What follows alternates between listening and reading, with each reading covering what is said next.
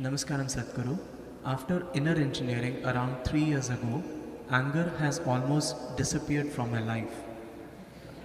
Other day, I heard you mention that Sadhguru Sri Brahma was so intense that he was always angry.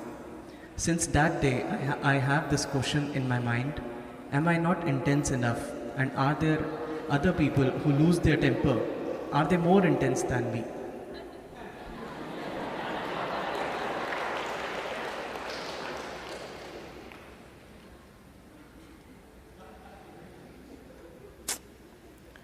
During the lockdown period, we are talking after the lockdown, okay? During the lockdown period, it so happened, Shankaran Pillai's wife had gone to her mother's parents' place and she got stuck there and he was stuck in their home. So she called at the end of 2 months and, all these days there were concerns about you whether going to live or die, so it was all about that. But now when she called because she's about to come back, "How's the house? Have you kept it well?" Shankaran Pillai looked around and said, "Well, all the house plants are dead. But don't worry, it looks like some are growing in the refrigerator."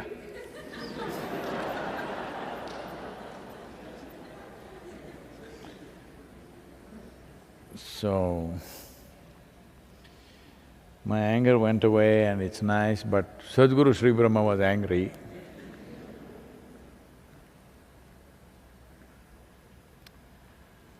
Well, his anger was a way of beating himself up because he was on a single-point mission in his life. When somebody has a single-point agenda to their life, you look at him, pictures here probably. Veerappan will look cute like that. Hope…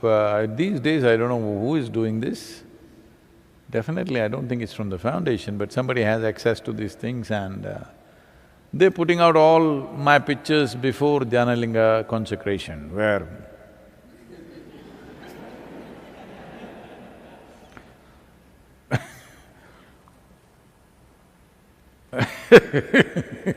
when you have a single-point agenda to your life, you become in a certain way. And people who have single-point agenda, the yogis do these kind of things.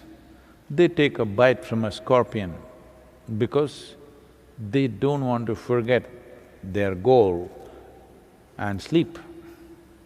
One scorpion sting, it'll keep you next 24 hours, bang, the nerves will jangle.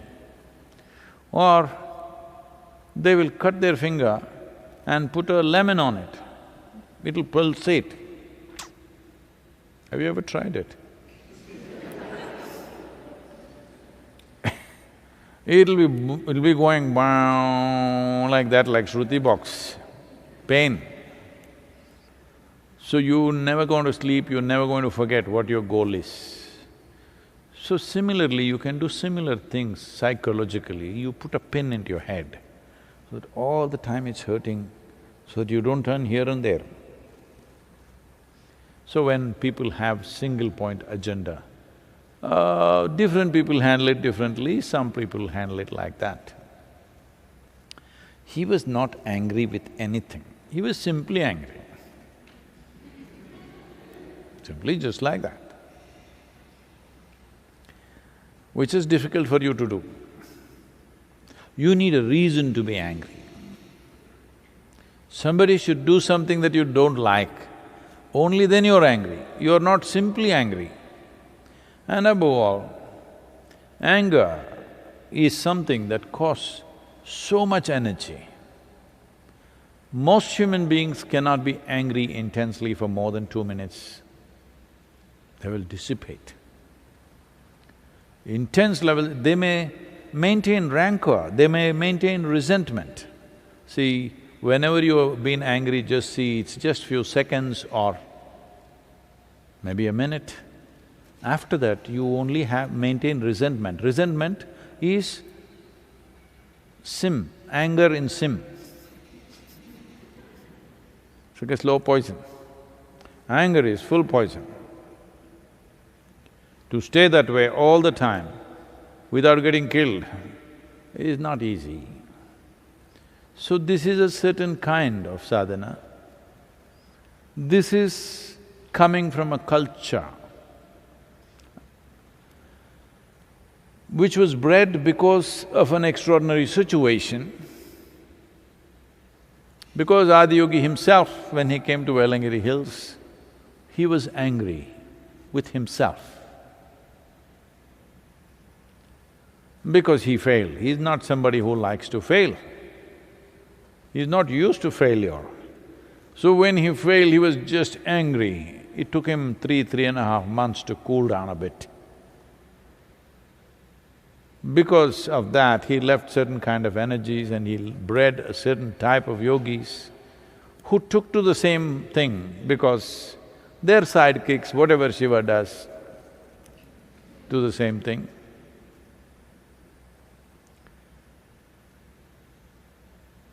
Like a lot of people, because they saw Shiva ash-smeared, they're also head to toe ash-smeared. Because he looked intoxicated and they couldn't get it, so they started smoking. They're just cute. They are so enamored by him, they want to be like him some way. They carry the Trishul, all these things. It's a certain culture which has been bred like this. So, Sadhguru Sri Brahma came from that kind of space, and above all, failure. He did not want his life to deviate for a moment, so he put a pin in his head. So that when there is pain, you can't think of anything else. You can experiment and see. Take just an office pin and stick it. You will see you can't think of anything else. Your whole attention will be right here where you stuck it. So he stuck a pin in his head so that the pain will keep him on it all the time, the pain of failure. Otherwise, when you eat a good meal, you may forget your failure. Life works out well around you, it's a beautiful evening, you'll forget your purpose. So he doesn't want to fail this time, so he put a pin in his head. So he was like that. You know, when somebody's in pain, they very easily get angry also. You're in pain, if anybody touches you, oh! So, even if anybody passed by, because conscious pain created so that no looking here or there, just this. You don't take that as an example, well, I'm here. I can also yell at you if you want, if that's what you like. The important thing is that it's conscious, it's not compulsive. So if you have come out of it and you're missing it, you may get it? Yes? This is the thing about consciousness. I've seen this happening to people around me sometimes. We initiate them into something big energy. In 3 days' time, they will ruin themselves because they have funny ideas, what they can do with it. The moment they feel little like this, they think, we can heal this guy, we can do that, we can manipulate this, that. In 3 days' time, they are totally messed up. Unfortunately, I've seen a few incidents like that, but I must tell you another one, a classic one. Well, there was a girl who had a very serious asthmatic condition.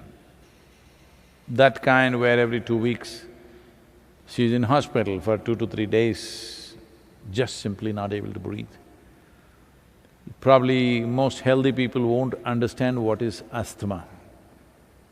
Right now, I hear this virus is giving that experience. It's like drowning. Your breath is going away, but it doesn't go away. It's like through the night, it'll rake the body. Today there are all kinds of, cortisones and steroids and things, so people are finding relief. Otherwise, if you had seen asthmatic patients 30, 40 years ago, oh my God, I've seen some extreme ones. It'll just go on for hours. Literally they beg, they want to die, but there's no relief. Today, the moment this happens, they will take steroids and stuff, it just quietens down. You don't see people suffering like that anymore. They can easily fix it, there's enough medication. So, extreme case of asthma. Then I saw this girl spiritually fired up, but body not supporting. Then I stepped out of my line and did something with her. Asthma went away. About a year and a half later, she's sharing in a program and she says, I was an asthmatic like this from my childhood and I suffered so much, but now it's gone, last 1.5 years, it's wonderful. And then she says, I'm almost missing it. I was sitting there, I said, what? You missing it? Well, she got it that night. That's how life is. So don't ask for things of that kind. Keeping your vision on one thing that you want is important because as you get empowered in terms of human consciousness, it's very important that you keep the steering wheel straight. Once you have a vehicle which is powered up, big time, if you look here, you'll go and crash there. If you look there, you'll go and crash there. It's better you be a stationary vehicle, as most people are.